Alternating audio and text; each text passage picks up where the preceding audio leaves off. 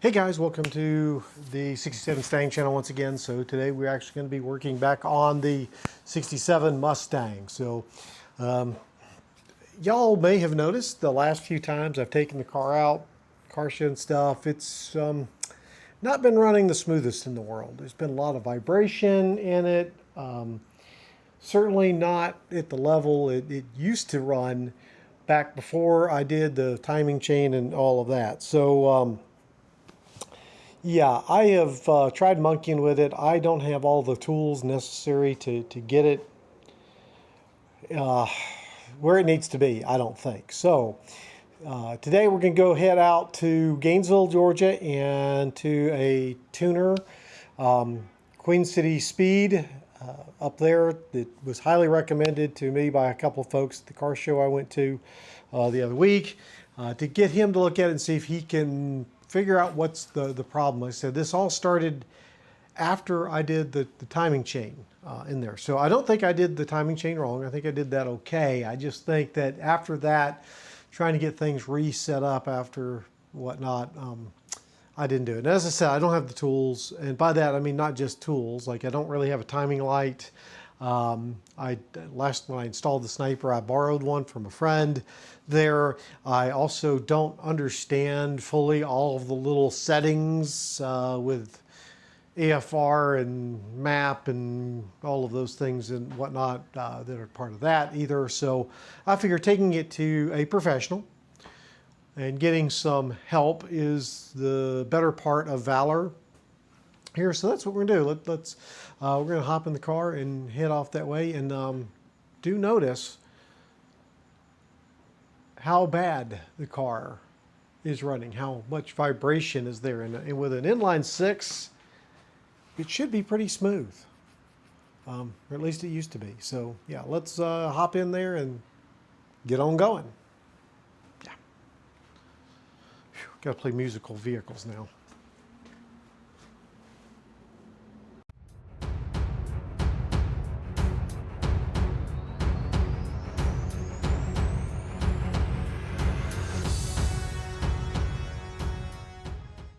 Good morning, folks. Welcome to another video here on the 67 Stang channel. So we're getting ready to go take the Stang out to a shop in Gainesville to try to do some tuning on her. See if we can get her run better. She runs a little rough, especially at initial startup or idling at a stoplight ever since I changed that timing belt. So we're going off to Gainesville, Georgia to a shop there to get her done. So let's get on the road, shall we?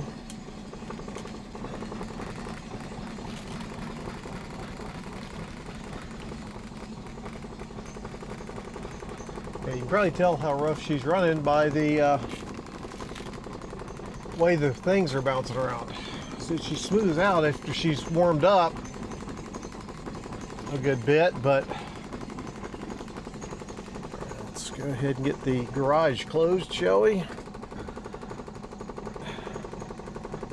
Get my map back so I know where I'm going.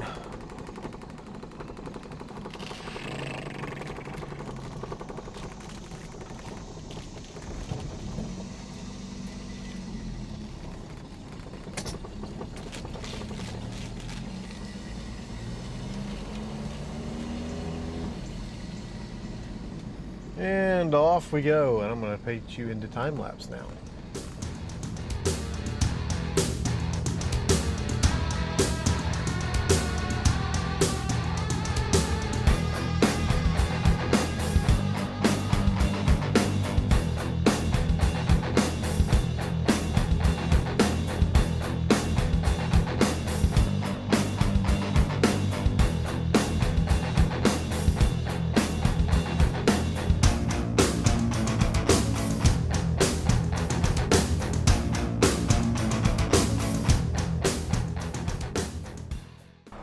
Okay guys, so you can see we've made it here all the way up into Gainesville. So we got Eric over here working on it. He came highly recommended from several other Mustang owners that I ran into at the car show the other weekend that have the Holley Sniper. So said it's running rough, especially on first start and anytime it's idling or the stop sign. So hopefully he can work some magic and make this thing purr like a kitten. It seemed to be worse after I placed the timing chain a while ago, a couple of months, 3 months, whatever it was. So anyway, so Eric's getting all set up, and we're gonna let him work his magic and see how things go. Okay, so Eric's in there working on getting a baseline of what the current tune is and all that. Says the firmware needed to be upgraded, so he's going to be doing that, which always scared me. I've heard a lot of scary things about updating the firmware and bricking the system and all that, but he says that those things Holley seems to have addressed now. So he's got his computer hooked up in there, which is good. I like computers since I work with those every day, and was checking things out.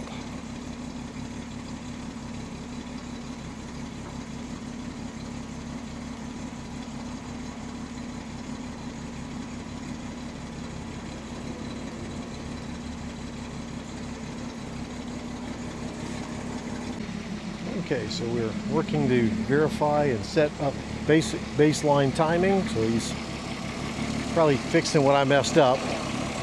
Yeah, it was way off. Way off. I'm not surprised.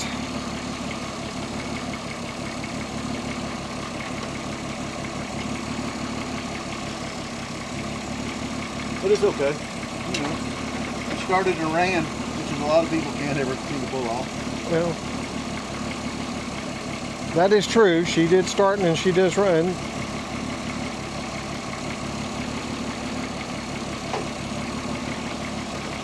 I was about to say, at least that's not like an old Ford distributor that never wants to turn after it's been in there a while. Yeah. And it gives me an excuse to use I have like a collection of distributor wrenches. And I just love them.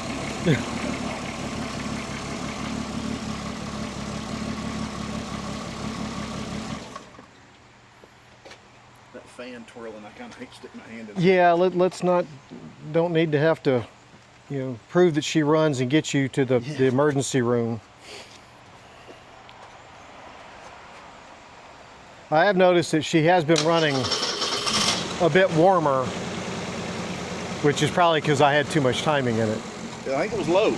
Low, okay. Yeah.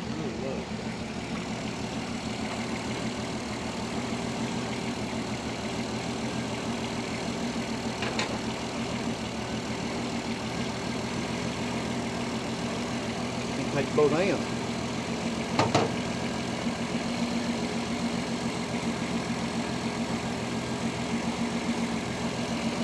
See how much it idled up? Yep. Now I get to take away the idle adjustment I made.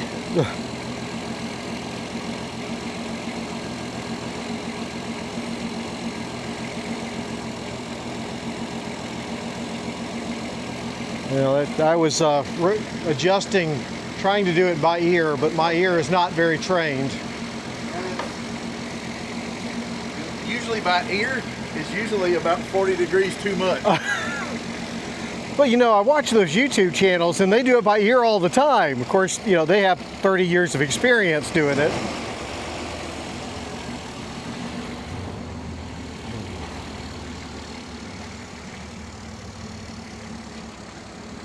Well, that just seemed to make her run a lot smoother, just that little tweak.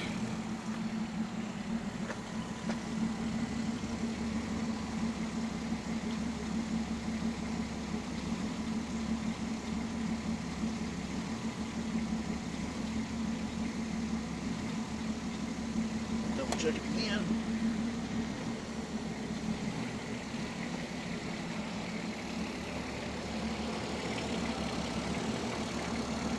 On the money. All right.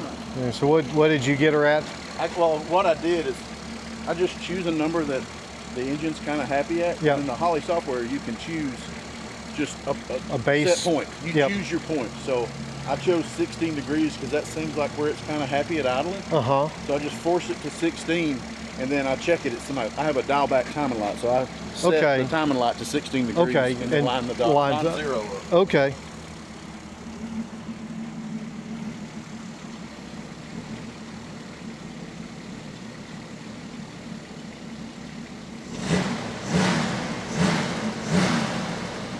she's blowing some smoke. Is it? Yep. It's super rich at the tip end. Yep. Well, I noticed even before I put the timing chain in there, I thought she smelled like she was running rich, but Yeah, like the little, what they call acceleration enrichment is like super duper, like as it tips in.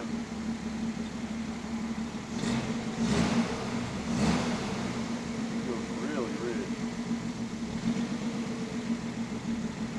So which of those numbers tells you which one of those AFRs? What Yeah, is it's like I look. There's two AFRs. There's a target, and then your AFR. So this is where you're shooting for, and then this is what your actual AFR is. And then there's two tables. That's TPS rate of change and then map rate of change as you tip into the throttle. Yep. And you typically, I'm gonna give away my secret, but typically you almost have to zero out this map rate of change to get them where it's kind of, and you just watch it as you tip it, and you want it's gonna go a little lean at the first tip in just because it's getting an initial suck of air. Yep. But like if you can kind of get it so, and there's no no real science to it. It's just you give it what it wants and come up with a theory later, you know. Yep.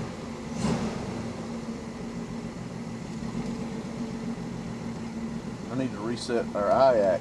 Is basically there's like a little electric controlled vacuum leak that controls the idle, and you typically want that around 10% when it's warm. And since I opened the throttle earlier, we're actually above it, so we're a little above our target idle. So Okay. close the throttle plate just a little bit more.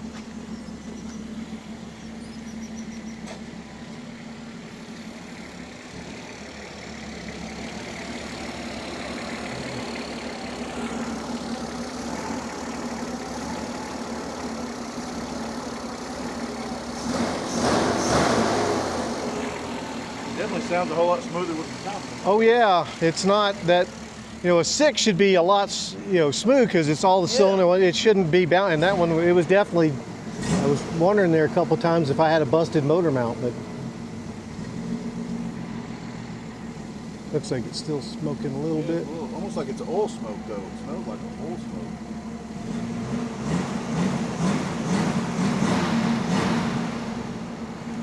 Well, it hasn't been burning any oil that I know of.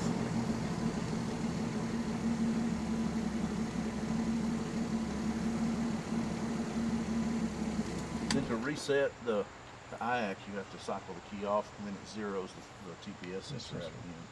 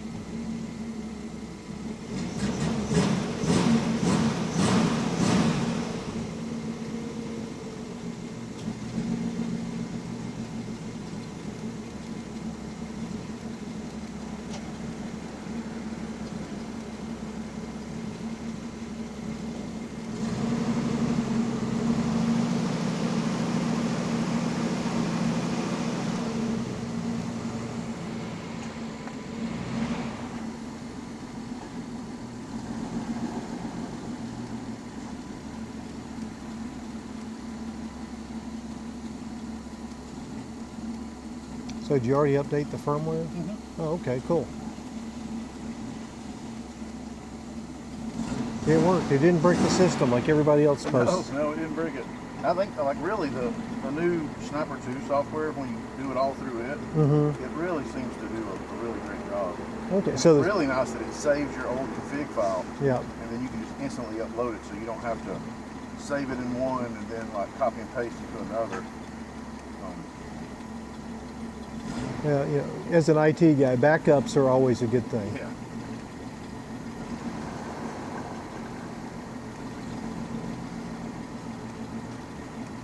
So the Sniper 2 software for the laptop works with the old Sniper 1 systems. Yeah.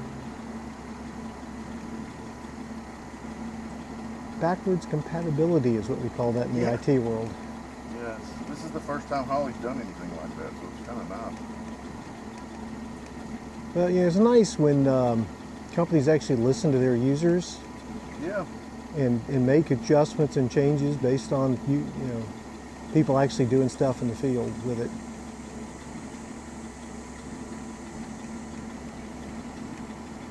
They've done a really good job with it.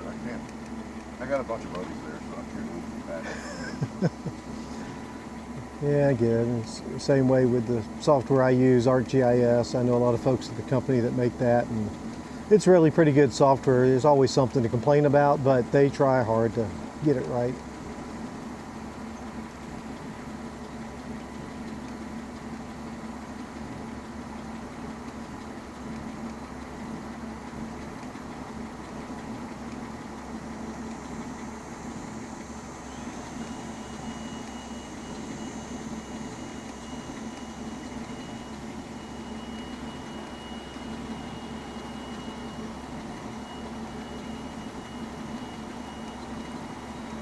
Right here, I'm roughing the VE table together. Yeah. Where it had a bunch of erroneous data. Get it so it doesn't have to learn as much when we go out for our first drive. So. Okay. So is that caused by me changing the timing chain and not clearing things out? Well, no, it can't. It comes from like the timing's really low, so the engine's not real efficient, so it needs more fuel to ignite and do what it's got to do, and it's just. Okay, so you can see this is like as we've kind of started cleaning up this VE table, and it looks like the war of the worlds, So, and when we're done, it'll be really nice and smooth and proper. So that partially could explain the decrease in fuel efficiency? Oh yeah, definitely.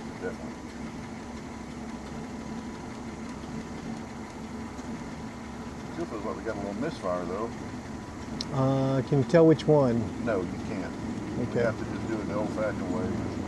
Because before I did the timing chain, after I was concerned that I think number 4 was either misfiring or not firing at all. I did put one of those spark checkers on there and it seemed to be working, but if it's just a random misfire, that wouldn't necessarily catch it.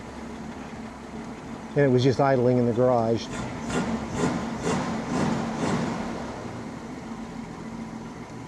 Okay. We're going to figure out which one that is, and we will maybe go for a ride. Oh, we like going for rides.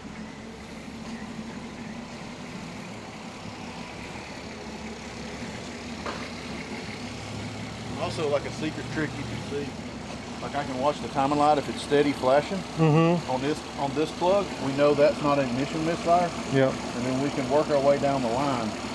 And if we have an ignition miss, lots of times you can see it with a timing light.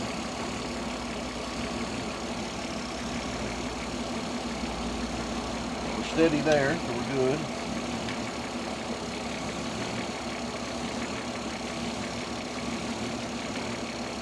Nice and steady.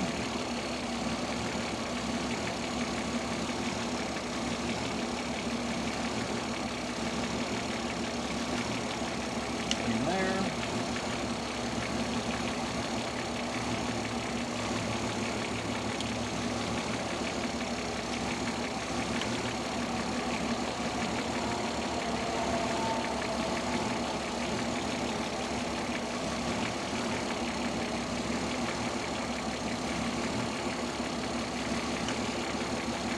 Okay, so we're not ignition related, so that's a good sign.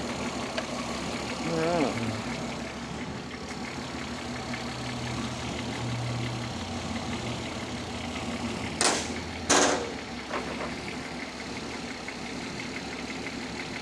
A bunch of engines in there. Don't know what they are, but a bunch of engines back in there.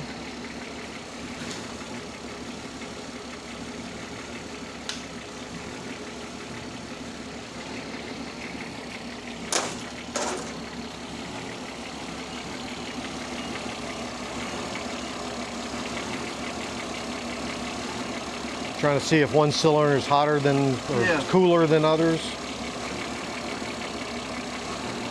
It's kind of hard to tell with a big cast iron, like almost like log style manifold, but well, it is a log. Yeah. Yeah, this is, I think they call it the small log in the 70s, 73, I think they came up with the long log.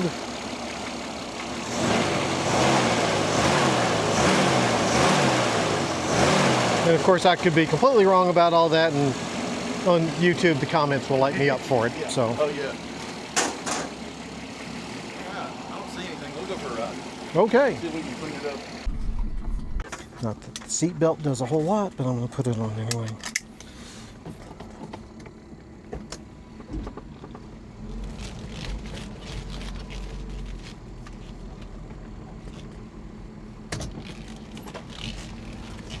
We'll just pull out of the parking lot and take a ride. Okay. Have a neat little dead end road. We can make a couple of laps on.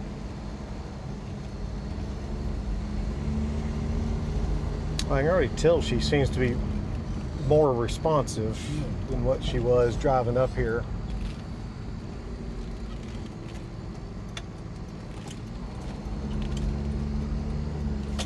Because I had noticed, especially on Fairleigh, when she was still kind of cold, when I would accelerate, she would just bog down. Yeah. As she warmed up, it got better, but I was always scared that initial pull out of the subdivision that if there was anybody coming, I wasn't going to be able to get out of their way. Yeah, like when we started, the IAC was at 70% with the timing really low. Yep. And so, as you were, that was probably a lot of your cold start because you didn't have enough IAC area to get your initial time, your idle speed. Mm-hmm. So it was struggling for air to idle, and so that was probably a lot of your really cold start, stuff. Yep. Ignition time is one of those things that a lot of guys blame a really bad running carburetor, so to speak. Mm-hmm. And it's 90% of the time it's ignition related. You know, if the timing's set properly and it's got a good ignition curve, in the distributor, Yep. most of the drivability is there. Carburetors, as long as it has a factory style calibration, they kind of draw whatever they want, because it's vacuum operated. So as long as everything else in the system is doing what it's supposed to do, it should be pretty decent. Where the EFI is a different thing. You have to tell it what it wants, instead of it having a way to draw it. So if you don't have a good map to start from, then you're never going to really come up with a good outcome. Mm-hmm. The Learn does a really good job. The downside is you only get when you do it with a wizard setup, you get idle, cruise, and wide open throttle. Yeah. And so you have say you get a nice clean lean idle, so it's happy, and then a nice decently lean cruise, so you get decent fuel mileage. Mm-hmm. It works out so you have 3 bluffs you're falling off of, 3 big cliffs, and when you do it with a laptop, you can actually smooth all that out and make 3D tables. So you go from 3 spots to a 64 by 64 grid that you can work with. So every little spot where it's at should be, you can kind of map it to each little spot. So smooth things out. yeah, definitely. We have a cul-de-sac coming up here. Okay. We'll spin around and head back. Okay. It's so close, we may make a little ride out on the main road if you want. Sure. We also need to make sure we shut the hood all the way. I just slowed it down. Oh yeah, definitely. That'd be a terrible Saturday morning thing to take the windshield and the roof and the hood out.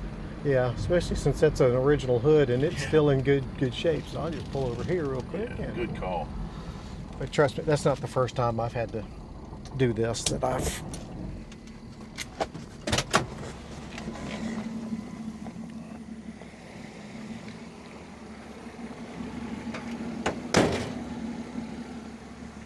Hopefully that didn't pinch your cord. I just saw it going. I buy them 4 at a time. Sounds like for that reason. Sounds like me. I've got a ton of HDMI cords for going to conferences and things. Well, these, you know, I tune probably 500 projects a year, you know. The cable's not going to last you long, you know. Yep. You know, it's kind of something that you know you're going to use, and it's like I get about a year and a half out of a really nice laptop. You know, it's just in and out of a car and in the hot and on the Yep. dyno, and you know. Oh, I get it. Oops, turn that so I can see out the car.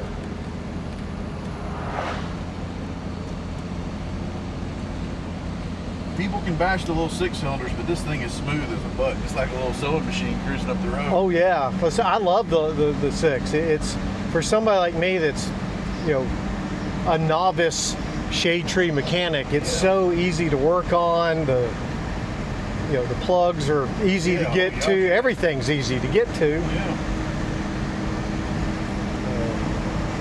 Put a little throttle in it.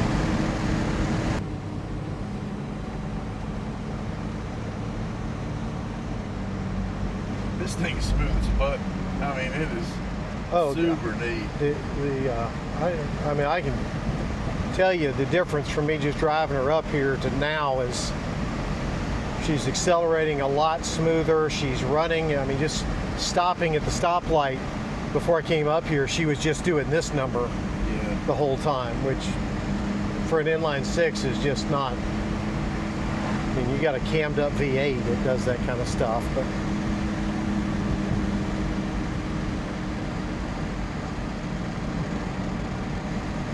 oh, we passed that truck going down the other street. Yeah, he must have came out. The road the shop's on attaches into this.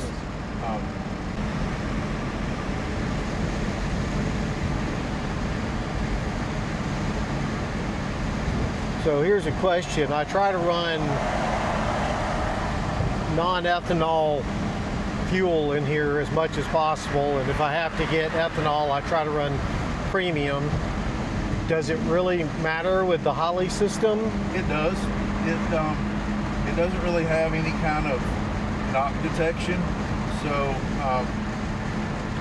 you're probably better off running either premium or the non-ethanol.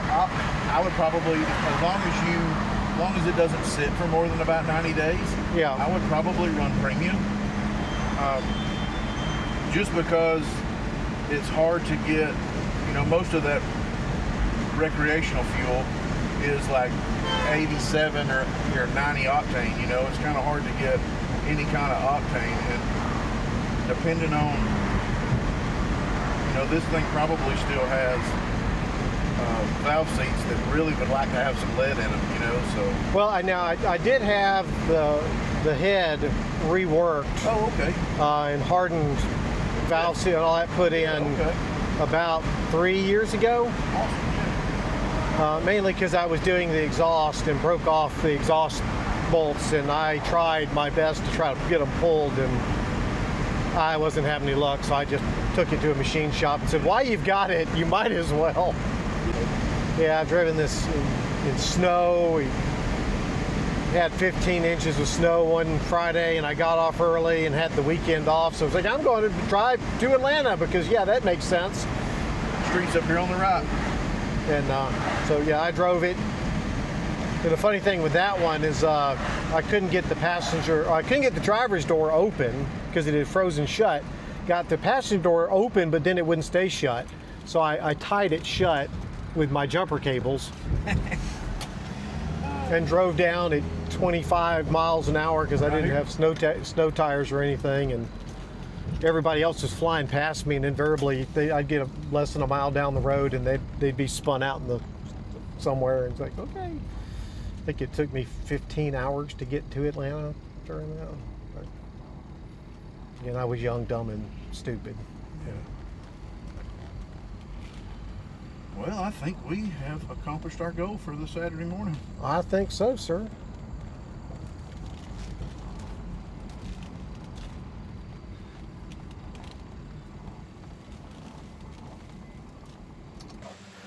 Well, Eric, thanks for all the work. I mean, she's running just like a top. You know, I haven't heard her run that well since well, 1988 when I had her as a teenager. So kind of what all did you find? What did you fix? What did I screw up? Okay, yeah, first thing we did is I plugged in, updated the firmware to the latest V2 stuff. And then really it was sync the timing is like number one, you know, so I wanted to make sure the timing was set, and it was way off. So that was 80% of your drivability issues. And then we go in and I build a 3D spark map and a 3D fuel map, and then 3D air fuel targets. So instead of you having idle, cruise, wide open throttle, we get a big 3D section. So it can kind of tip in, and we cleaned up a lot of the acceleration enrichment, which would, in carburetor worlds, like accelerator pumps, you know, so kind of it covers up the transitions. And we did that, and then we probably just put, 15 miles on it, maybe, and, you know, and smoothed it all out and made sure everything was great, you know. She's sounding so much better. Yeah. It's so nice to come to a stop and not be shaken to death, right, as she was doing there for us. So I appreciate it. Now, you mentioned while we were driving, you have a YouTube channel? I do. It's Queen City Speed Shop. I don't post a whole lot, but I'm trying to get in the groove. I just started a little series of a motorcycle, a Softail project that I'm doing. And then we're going to do some engine stuff. You know, we're going to do some like engine videos on like little tips and tricks. You know, will be the next things you'll see. And then social media is Facebook is Queen City Speed, Instagram is Queen City Speed. The website is qcstuned.com. Okay. So have a handful of little items for sale. Some of the stuff we make, some of the stuff we resell. There'll be more of that coming. Okay. But yeah. Very good, sir. Well, thank you so much. Thank I you. appreciate it. Thank you. And now I'm going to have fun driving. Now, the question is, do I go straight home or do I go the long way? I would go the long way. I'm thinking it's the long way. Saturday, it's kind of cloudy and not miserably hot. Yep. I would take the long way home. I think you're right. I think that's what we'll do. Turn that classic auto sound radio up on something good. Good, just disappear for a little bit. Absolutely. So sounds good. Well, thank you, sir. I'm going to get going and appreciate it. See you, sir. See ya.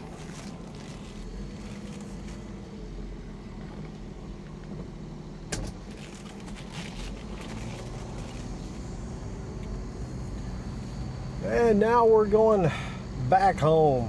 Tell you, she is running so much better.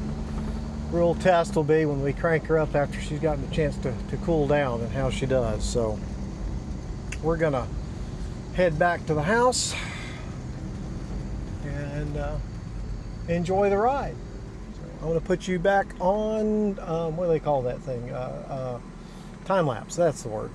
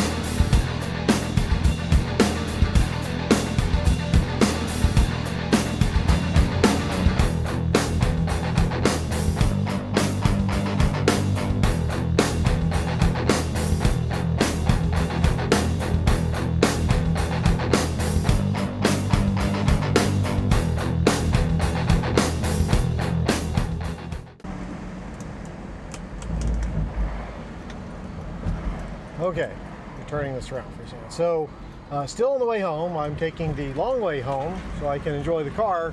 But yeah, we just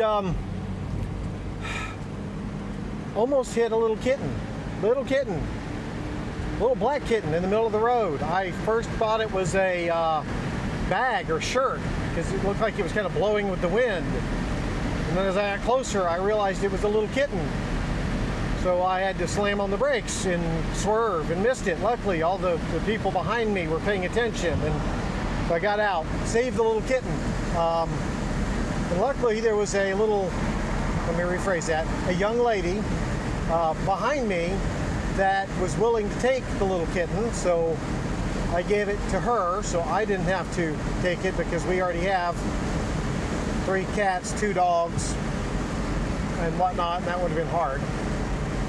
But yeah, that was kind of fate. I'd stopped recording, so you didn't see it, but that was, yeah, kind of interesting. So now I'm getting on the highway and going to try to put some highway miles on the car and see how she does at highway speeds. So far, she's been phenomenal, been great. I have one little thing on the display with the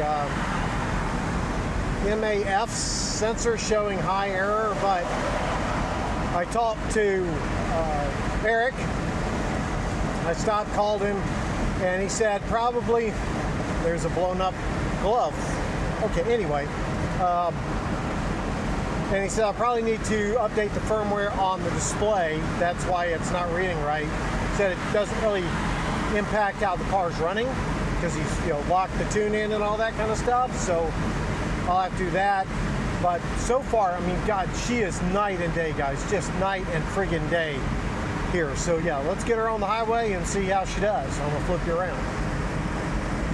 Try to flip you around here.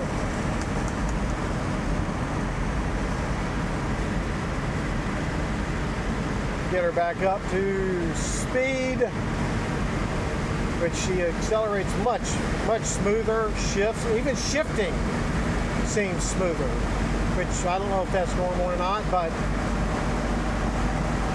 here we are hitting 70 miles an hour. I'm sure there's a lot of wind noise because I got the windows down because it's 90 something degrees. Here we are at 65-ish miles an hour, and temps are looking good. She's at right around 3,000 RPM. So going good. So yeah. So I'm going to keep moving her on down the road at highway speeds and see how we do. But I'm going to stop recording because I'm running out of like storage space. So anyway, bye.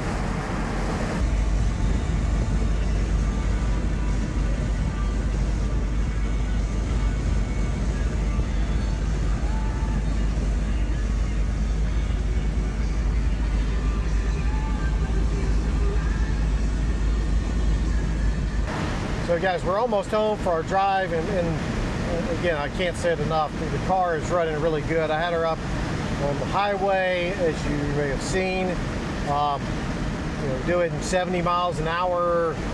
Now, prior to getting it retuned, I would do that, and getting her up much above 60, and her temperature would start to climb fast. Now, she never overheated, but she would get up there much warmer than normally.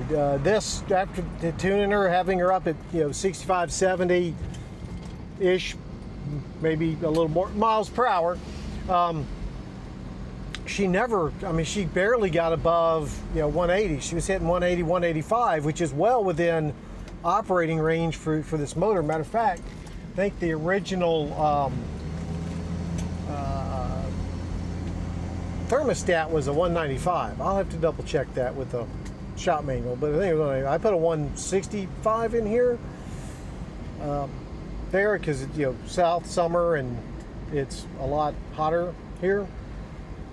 So she is doing really good. I'm very happy with the way she's performing so far. Again, we'll see when we cold start her, get her a chance to pull down. But I am hearing some whining coming from what I think is the fuel pump, which I've noticed that the longer I run it, the whinier that gets, which I don't know if that's normal or not, but fuel pressure seems to be holding. So that is good. So we're going to pull up. So I had to ask something.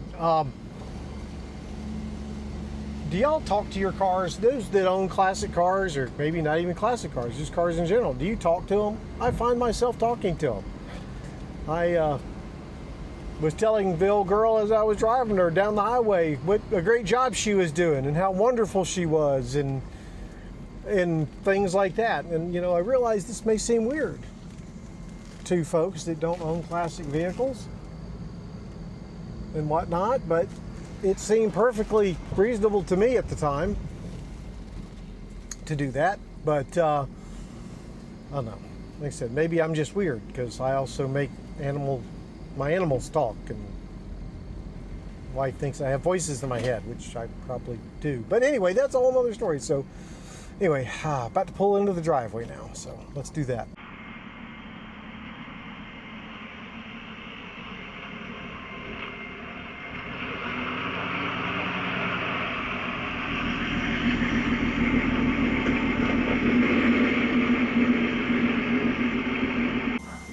Okay, just trying to get and see if y'all can hear that noise. That's definitely coming back from the, sounds like it's definitely coming back here from the fuel pump. Now I've got at least like a half tank of gas according to gauge. The other thing is, listen to the, I don't know if y'all can hear that. Let me take and put the mic back down here closer to the exhaust. Oops, dropped the magnet. You hear that? Probably hear the fuel pump noise better. Seems to be running pretty good. Much smoother than she was before. Let's look at the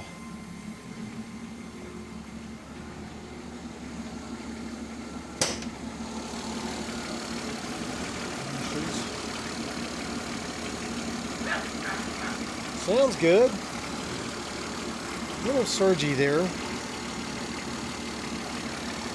But she drove great. She really did drive great. Okay guys, it's the next morning after getting the car tuned, so we're ready to try a cold start and see if she runs any better after, you know, well, being cold. She was definitely running better. I'm sorry, I haven't had enough coffee yet. After we got her work done, she was still warm. That's the word I'm looking for. And hopefully my hat is straight. I was editing the video last night and saw that my hat was all cattywampus, and that was driving me nuts, but of course I can't fix that. So anyway, back at it. Let's go ahead and let's see how she cranks up, shall we? Hopefully she does good. She was doing so good yesterday.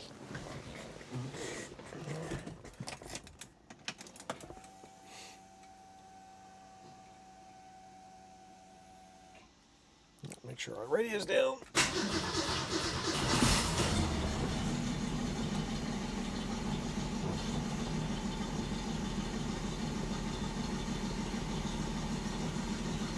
Okay. That was much better. She's certainly not shaking like she was yesterday when we cranked her up. The other thing I noticed is that before the alternator wasn't charging. When I would crank it up,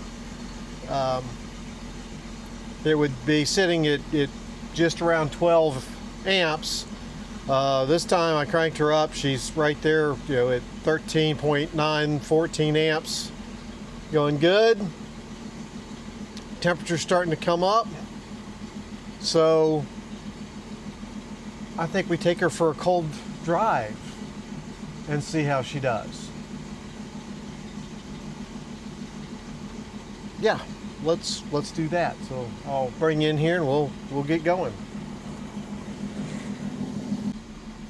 Okay. So here we go. Back her out of the garage.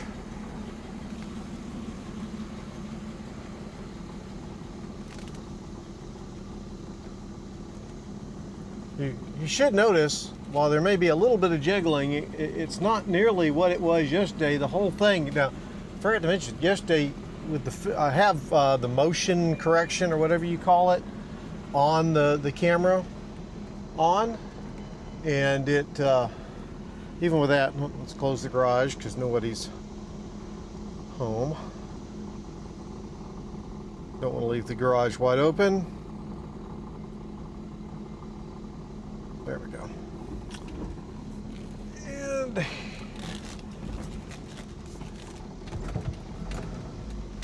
okay, well, that seemed more better.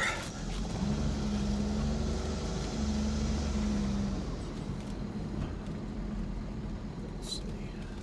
I was monkeying with my seat yesterday too. Let's see if she can. Whoops, too far. Okay, there. Sorry you had to see that. So far, so good. I'm going to try to flip you around here at the stop sign so you can see the driving view. But she seems definitely more responsive, so let's roll you around here. Boop, boop, boop, boop, boop, boop, boop. Slide you more to this side.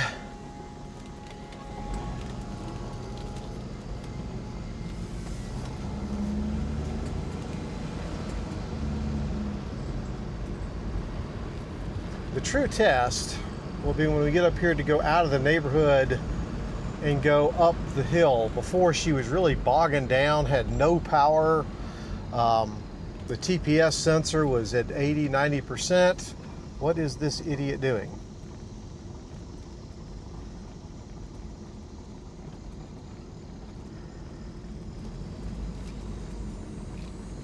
I would comment about being a UGA fan, but I won't do that. I know there's a stop sign, people, but you don't have to stop 20 feet for it. It's a neighborhood. Come on, people. Anyway, appreciate them stopping at the stop sign. Not everybody does that, and sometimes we actually have cops right over there at the pool area that will nail you for not stopping at the stop sign. Okay, you're... Oh, okay. Subaru people doing Subaru things.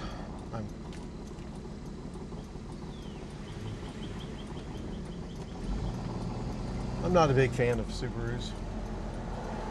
Okay, I see a big Dodge Ram truck coming pretty fast. It should be clear and we'll find out.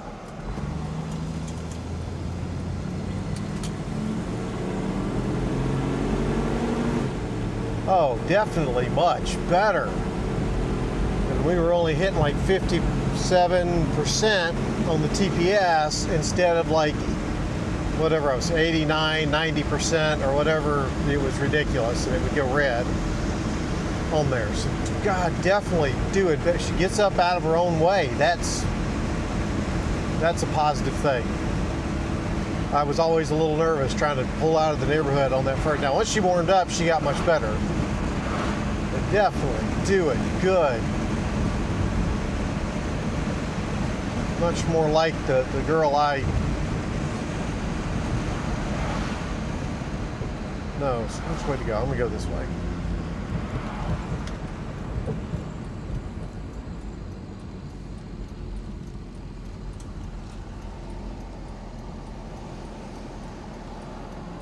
Okay, she is up to temp now. She's up to 170 degrees.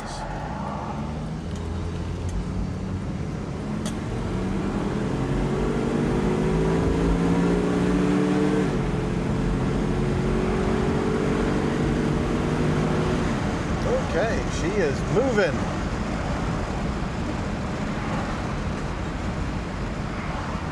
I'm very excited by that. We're going to go a slightly different way. So if y'all recognize this way, this is part of the way going over to Auburn for the car shows. But I'm going to go down a different road up here.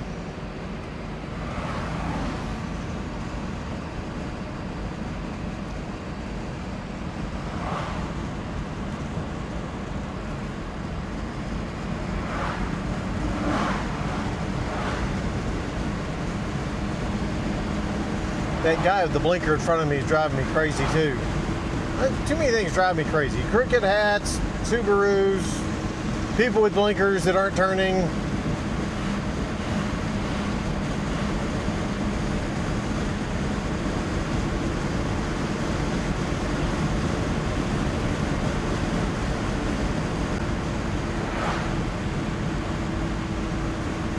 You know, she had, when I first installed the Sniper and all that, she ran pretty good. She She ran pretty good.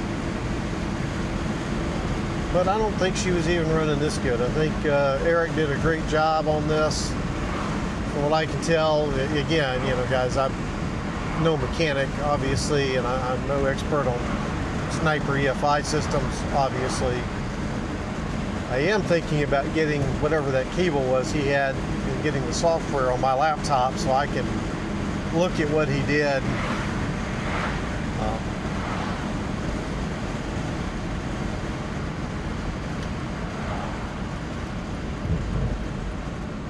And whatnot. That way, if I ever have to do something again, I can maybe do it.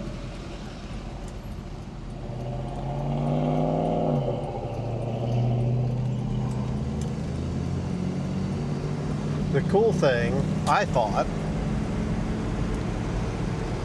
is looking at those charts and things, was it was very map-like. And as y'all may or may not know, I do mapping stuff for a living. That's what I do, geographic information systems. Taking maps, putting them in computers, linking them to databases so you can see values. And so looking at that when he especially went into that 3D view, was like, hey, that's a topographic map. I know that. I know topographic maps. Don't you do it. Don't you do it, guy. Okay, I was ready on that horn.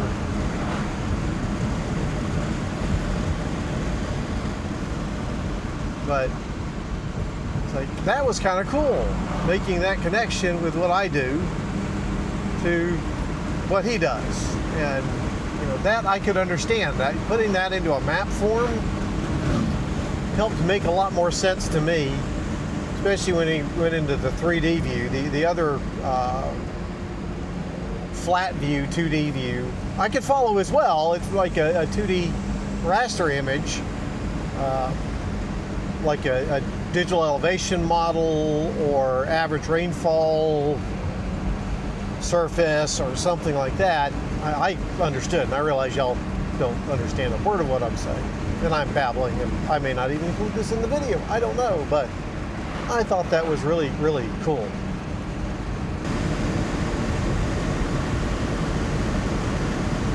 See how she does going up this hill.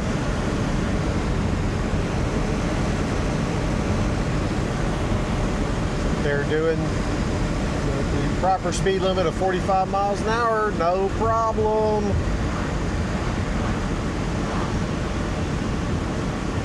It's just booking it, cruising it along through here. Woo. Nice turn.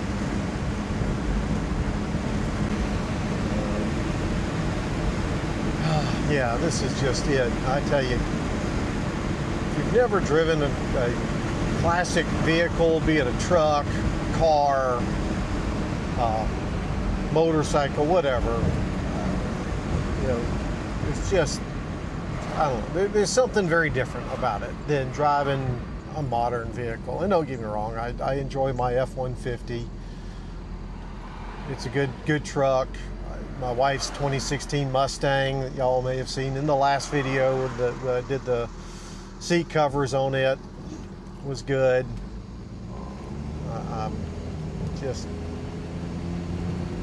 But this is just very, very different. I mean, it's just you in physical connections, right? Yeah, I know I've got a Sniper EFI on here now and all that, but you know, it's still non-power steering, non-power brakes. You feel the road, you feel the drive, you in the vehicle. I don't know.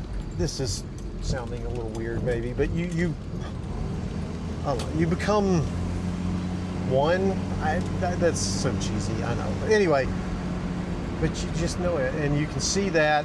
You know, if you watch the steering wheel here, trying to correct for things and getting to know the vehicle with the amount of play that's in the steering wheel, how much you can wiggle it before it does anything. You know, it just requires a lot more attention than. Okay, I'm gonna go this way. Than a modern vehicle. You know, this car is fun, but it's easy to get away from you if you're not careful. You know, the fact that it doesn't have analog brakes in it. You know, yesterday I mentioned earlier in this video that I had to slam on the brakes to stop for the kitten in the road. You know, that, you know, you lock them up, you start going into a skid, right? You start to slide. You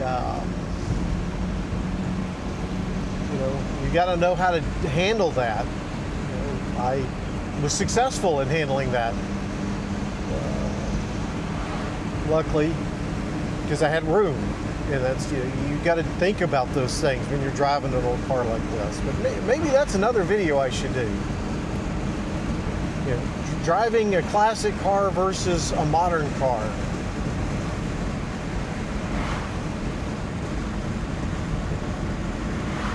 Yeah, just a thought. I don't know if that's really something that folks would like or not, but you know, again, it's a very different thing. Now, back on this topic of the drive here. Notice as we come to a stop as we sit here, and I've stopped several times in the course of this little test drive here, but oh my God, she is so smooth sitting here. I mean, there's a little shaking, yes, but she is not, I felt like she was always, anytime I came to a stop, that she was going to cut off. She was running so rough and the car was shaking so bad. I mean, she's got a little vibration, but that's normal there. I do think I have an exhaust leak that I can smell more acutely than before. Maybe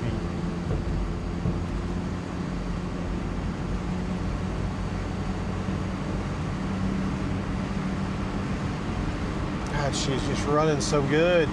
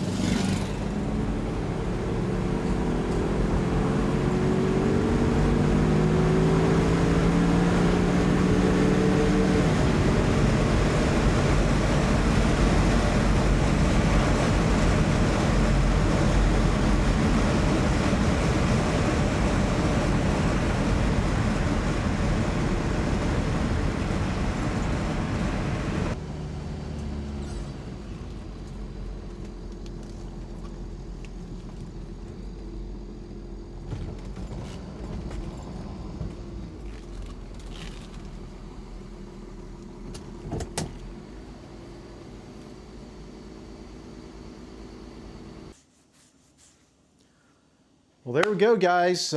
She's tuned up, running so much better. I think you'll agree there. Some lessons learned out of this. I'm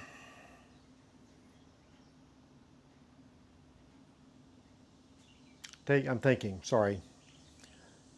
You know, take your time first off. You know, a lot of the issues were my own fault. When I replaced the timing chain, I did the replacement fine. Even setting this thing on top dead center with the distributor, making sure it was zeroed out was fine. What I should have done is reset the sniper system, kind of started through the wizard again. I should have re-verified timing with a timing light, which I now actually have. Got one of those yesterday. Haven't opened it yet, but I now have a timing light. And from there, you know, put that degree that I determined it was in, the 16, which was what Eric worked on, and set all that up and make sure that was right, because I monkeyed this thing up. I apparently set the timing way too low. I retarded it too much. there, so it was having a rough time, and that was causing the stumbling, the bog down as I was, especially when it was cold. It just couldn't get enough stuff in there. Other thing is, I should take more time to understand what all of those things mean with TPS and AFR and MF or MA, whatever. Anyway, all of those little acronyms, what they mean, I should take the time. I really should. I know that I do this for my work. I know what things mean there. But luckily, Eric was able to get it all squared away. My hat's off to Eric and his Queen City Speed shop there, and getting me back up to speed, as it were. So big hats off to him. I recommend him for other folks. They said he came highly recommended to me. He is in the process of building a new shop. He's, as you probably saw in some pictures, he's been growing and outgrown the little space that he has there, because he's also been building up a machine shop. So he has the capability of not just assembling engines, which he mentioned was kind of his forte, but also the ability to hone blocks, to redo heads and valves and all of those things that, you know, machine shop stuff can do with journals and stuff. Again, not my forte there. But with that, guys, I think we did a great job. Oh, one little last thing. Turn around and look at that. The seats covers that I put in the wife's car there, she is loving them. They've been great. If you haven't watched the video, go back and see those covers in there. If you're looking for some nice ones, those seem to be doing well. Now, admittedly, it's only, well, it's been a couple of weeks now, I think. Couple weeks. Anyway, since I put those in, but she is just loving them. She does say that the heated and cooled seats are working through those seat covers. So yay, that's a good thing after all the effort I put into that. So with that, guys, thank you so much for watching the video. We still have a lot to do. I've still got the luggage racks to put on, still got the window regulators to put on. I've got to figure out wipers and why the wipers aren't working. That's been a thing. I've got to, and I may not film all this, but I also got the squirter for the windshield wiper or windshield cleaner, whatever, you know what I mean. The hose on it, I replaced part of it a while ago, but not the whole thing. So the old, I'm gonna call it original hose, is degraded and falling apart. So I got that. So still got to fit the bumper properly. That's driving me nuts. A lot of things drive me nuts, as we've accomplished or established. There we go. There. So yeah, a lot of work still to do on the old Stang, and so keep on watching. Don't forget, we do have some merch. We have a merch store. That link is down in the description. So some shirts, mugs, and other things there. So with that, guys, thank you so much, and I'll see y'all in the next video. Gosh, that's so good. She's running so nice. I love it. I really do love it.